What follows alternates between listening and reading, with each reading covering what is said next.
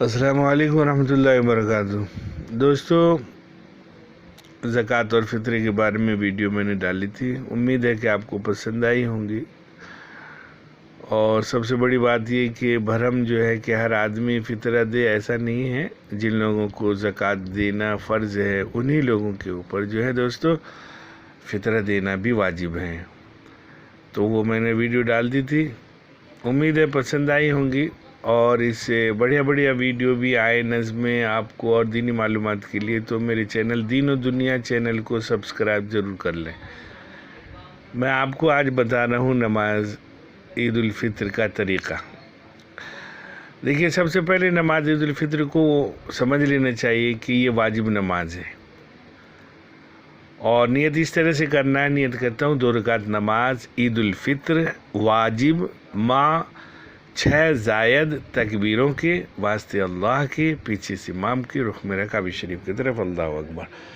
امام صاحب اللہ اکبر کہہ کے نیت باندھتے ہیں، اس کے بعد وہ ثنا پڑھ لیتے ہیں۔ ثنا کے بعد وہ جو ثنا 3 تکبیر جو زیادہ کہنی ہے، وہ کہنے کے لیے وہ ہاتھوں کو کانوں تک اٹھا کر چھوڑ دیتے ہیں، اللہ اکبر کہہ کر چھوڑ دیا۔ دوسرے میں پھر اللہ اکبر کہہ کر کانوں تک ہاتھوں کو چھوڑ دیتے ہیں، اور تیسری جو تکبیر کہتے ہیں اس میں کانوں تک ہاتھوں کو اٹھا کر چھوڑتے نہیں، بلکہ ہاتھ کو ناف کے نیچے باندھ لیتے ہیں، اور امام صاحب الحمد اور سورت پڑھ لیتے ہیں۔ پڑھنے کے بعد وہ اور نمازوں کی طرح رکوع اور سجدے کر لیتے ہیں، اور جب رکوع اور سجدہ ہو جائے اس کے بعد دوستو بزرگوں پھر دوسری رکعت کے لیے کھڑا ہوتے ہیں۔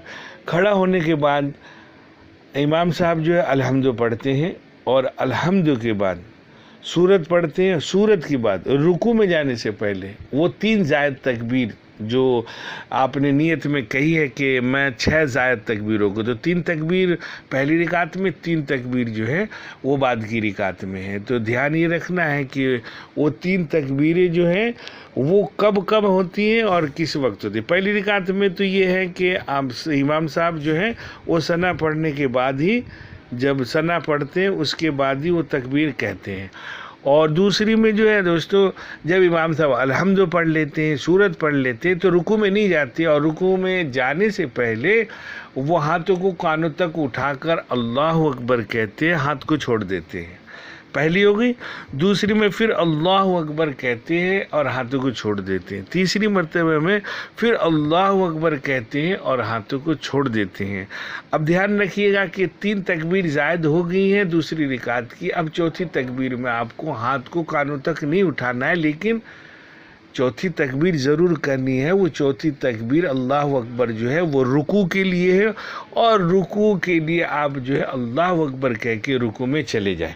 رکوع میں جانے کے بعد پھر یہ نماز اسی طریقے سے آپ ادا کریں جیسے کہ آپ نماز اور پڑھتے ہیں، اور سلام پھیرنے کے بعد آپ دعائیں مانگیں اللہ سے، اور خوب رو کر دعائیں مانگیں۔ اے اللہ پاک، یہ پہلی نماز ہے ہماری زندگی کی جو مسجدوں سے الگ ہے، گھروں میں ہو رہی ہیں، ادھر ادھر پڑھ رہے ہیں، اور یہ مسجدیں تمام دنیا کی ویران ہیں۔ اے اللہ، تیری مصلحت ہے، اللہ تو اپنے فضل سے ہمیں پھر مسجد میں آنے والا بنا دے، اپنے مسجدوں کے دروازے کو کھول دے۔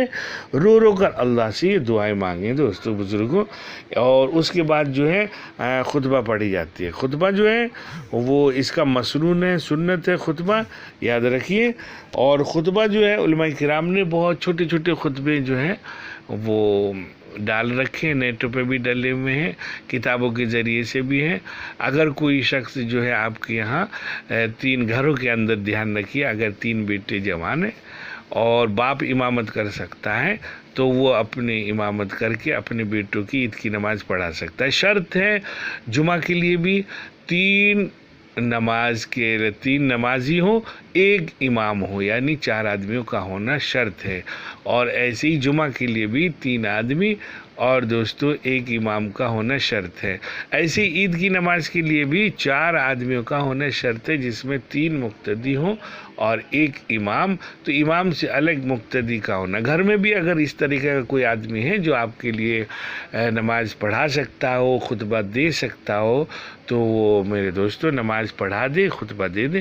اور اگر وہ نماز نہیں پڑھا سکتا ہے، کوئی بھی ایسا آدمی نہیں ہے، مجبوری ہے، آپ کی نماز کہیں بھی نہیں ہو رہی ہے، تو مجبوری کی حالت میں کہا ہے کہ دیکھیے عید کی نماز کا قضا کبھی نہیں ہے، اس کی نماز کی قضا نہیں پڑھی جاتی ہے، لیکن اس کے بدلے میں نماز جو ہے چاشت کے کا حکم ہے، آپ نماز چاشت پڑھ سکتے ہیں۔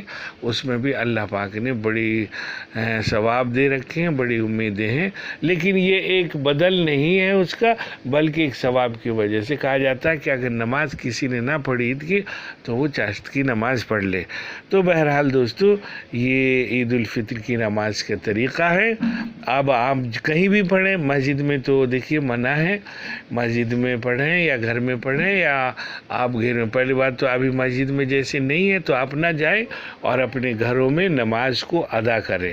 کوشش کریں کہ اس طریقے کی نماز ہو جائے کہ اس میں مقتدی حضرات تھوڑے ہوں اور 10-5 ہوں، 2-4 ہوں، مل جل کر کہیں نماز کو ادا کر لیں۔ کوئی ایسے آدمی کا بندوبست کریں جو آپ کو نماز پڑھا دے آپ کے گھر میں، اگر کوئی نہ پڑھانے والا ہو، لیکن نماز کو ضرور ادا کر لیں۔ اللہ آپ کو ہمیں بھی نماز کی توفیق عطا فرمائے اور بڑی شانتی سے۔ دیکھیے لاک ڈاؤن چل رہا ہے، اس کا پورا پالن کرنا ہے ہمیں، کسی طریقے سے کوئی ایسا کام نہیں کرنا جس سے قوم بدنام ہو اور ہماری وجہ سے ایسا لگے کہ کورونا پھیلا یا کورونا میں بڑھوتری ہوئی، تو ایسا نہیں ہونا چاہیے۔ ہمیں اپنی جان بھی بچانی ہے اور دوسروں کی جان کی فکر بھی کرنی ہے۔ ہماری وجہ سے اگر پھیل جائے گا تو وہ یہ سمجھیے ہم نے انسانیت کے لیے اچھا کام نہیں کیا، اس لیے یہ بہت ضروری چیزیں ہیں دوستو، دھیان میں رکھیں اور نماز کو اسی طریقے سے ادا کریں۔ یہ باتیں دوسروں تک پہنچانے کے لیے شیئر بھی کر دیں تاکہ زیادہ سے زیادہ لوگ نماز کی نیت کو اور عید الفطر کی نماز کے طریقے کو سمجھ جائیں۔ السلام علیکم ورحمۃ اللہ وبرکاتہ۔